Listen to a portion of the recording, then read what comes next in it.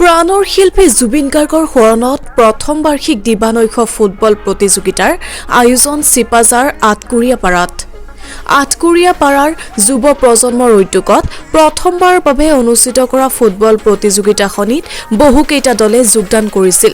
পৰৱৰ্তী সময়ত চূড়ান্ত খেলত উপনীত হৈছিল জেছমিন এফচি আৰু ইণ্ডিয়া এফচি নামৰ দুটাকৈ আগশাৰীৰ দলে। নিশাৰ ভাগত অনুষ্ঠিত হোৱা চূড়ান্ত খেলখনৰ শুভ উদ্বোধন কৰে প্ৰাক্তন ৰাজ্য মন্ত্ৰী তথা চিপাঝাৰ সমষ্টিৰ জননেতা ডক্টৰ জয়নাথ শৰ্মাই। সহস্ৰাধিক দৰ্শকৰ উপস্থিতিত অনুষ্ঠিত হোৱা উত্তেজনাপূৰ্ণ খেলখনত পৰিসমাপ্তিত জেছমিন এফচিয়ে বিজয়ী দলৰ খিতাপ অৰ্জন কৰিবলৈ সক্ষম হয়। জেছমিন এফচিয়ে প্ৰতিদ্বন্দ্বী ইণ্ডিয়া এফচিক 2-0 গ'লৰ ব্যৱধানত পৰাজিত কৰে।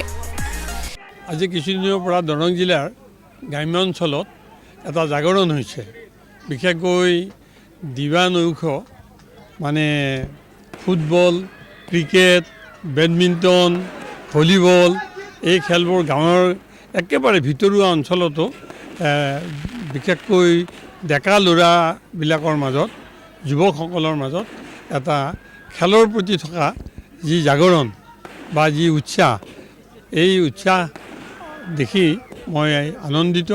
আৰু যুৱ প্ৰজন্মই এনেদৰে খেলৰ প্ৰতি তেখেতসকলে যি উৎসাহেৰে আগবাঢ়ি আহিছে, আমাৰ চৰকাৰৰ তৰফৰ পৰাও যুৱকসকলক কিছু প্ৰশিক্ষণ দিয়াৰ, চৰকাৰীভাৱে প্ৰশিক্ষণ দিয়াৰ বা অন্যান্য সা সুবিধা দিয়াৰ সুবিধা কৰি দিব বুলি মই আশা কৰিছোঁ। হয়, নমস্কাৰ। আমি আটকুৰিয়াপাৰা আৰু ৰামৰাইপাৰা যুৱ সমাজে এই খেলখন অতি কম দিনৰ ভিতৰত, এসপ্তাহৰ ভিতৰত আমি খেলখন অনুষ্ঠিত কৰিছোঁ।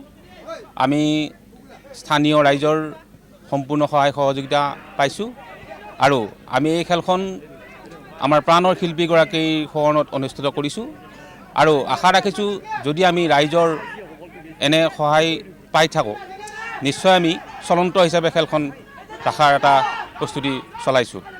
এইটো এটা আমাৰ মানে লক্ষণীয় বিষয় হৈ পৰিছে কি, আমাৰ পোহৰটো সম্পূৰ্ণ দানত আহিছে। আমাৰ স্থানীয় ব্যক্তি ব্যৱসায়ী জিয়াউল হক তেখেতে আমাক চাউণ্ডটো দিছে, চাউণ্ড আৰু পোহৰ, আৰু আমাক টেণ্ট হাউচটো দিছে আমাক একেই গাঁৱৰে, আটকুৰিয়া গাঁৱৰে বাহাৰুল ইছলাম ডাঙৰীয়াদেৱে।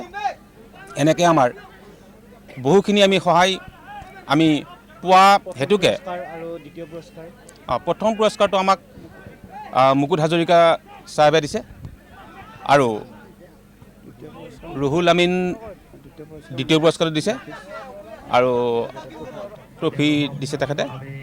আৰু আমাক মফিজ আলী চাহেবেও আমাক যথেষ্টখিনি সহায় কৰিছে। এখেতসকলক আমি আপোনালোকৰ যোগেদি আমি শলাগ লৈছোঁ আৰু ধন্যবাদ প্ৰাপ্ত তেখেত আচলতে।